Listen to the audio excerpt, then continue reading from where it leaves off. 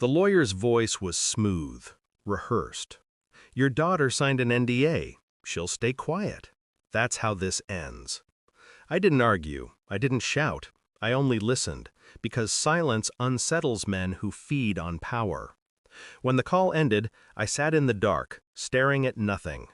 30 years of service had trained me to recognize two things: patterns of violence and the smell of cowardice wrapped in legality. That night, I didn't sleep.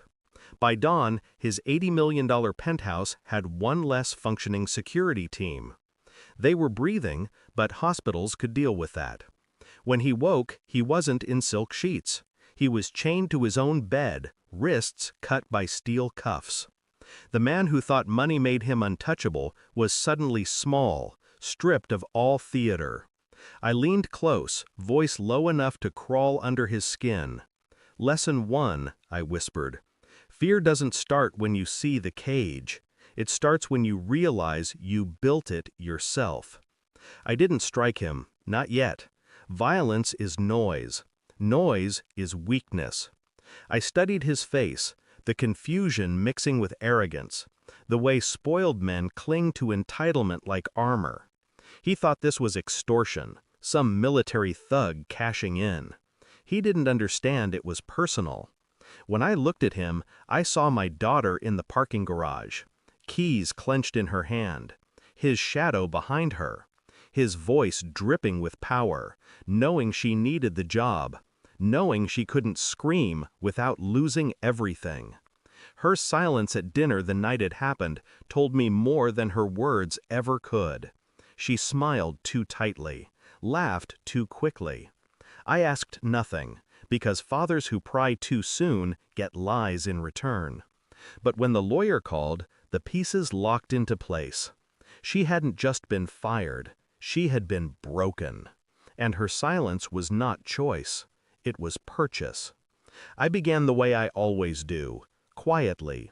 Phone records, travel logs, security rotations. His habits unfolded like a dossier I'd read 100 times before.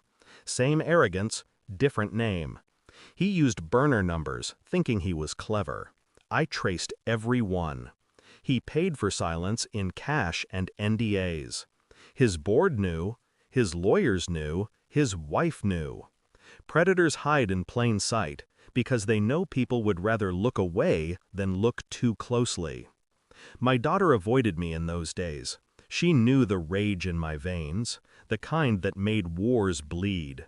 She wanted me to stay ignorant, but ignorance is death. So I smiled when she smiled, pretended to laugh at hollow jokes. Inside, I counted his sins like ammunition. Every receipt, every call, every contract. By the time I was done, his empire was mapped, and I knew exactly where to cut the foundation. He begged first. That was expected. They all beg when the money can't open locks. But I wasn't after money. I was after truth. I slid the folder across his chest. Photographs, statements, bank transfers. Names of women buried under silence. The weight of every NDA he'd signed. His face drained. Arrogance collapsed into panic. He realized I hadn't just come for him. I dug up the bones he thought were buried forever. He stammered excuses, said they wanted it, said they agreed. The words of men who've never had to pay for their appetites. I said nothing. I only let him read every page, until his breath hitched, until his eyes begged me for mercy I did not carry. When his tears came, I finally spoke. You built a kingdom on silence, I said. But silence cracks under truth. I pressed a flash drive into his palm. Every crime documented, every witness protected, every trail ready to burn his empire down. I already sent copies, I told him. Your board has them, your wife, the press. By the time the sun sets, the man you were will be unrecognizable. He screamed, tugging against the chains, pleaded, promised, offered me everything. I leaned close, so he could feel the cold edge of my calm. This isn't about money. This is about my daughter, and you will remember her name every day for the rest of your ruined life.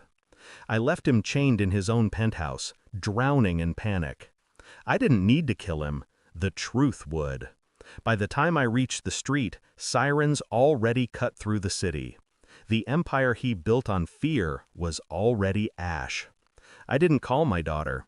She didn't need to know what I had done. She only needed to see the world shift. Her abuser reduced to nothing. Her silence no longer currency. I walked into the night without regret. No pity, no hesitation. 30 years in war taught me one thing. Revenge isn't fury. It's clarity. And clarity is the sharpest blade a man can wield. Thanks for watching. Don't forget to like, share, and comment. Subscribe now to Cheating Stories Insight World for more amazing stories.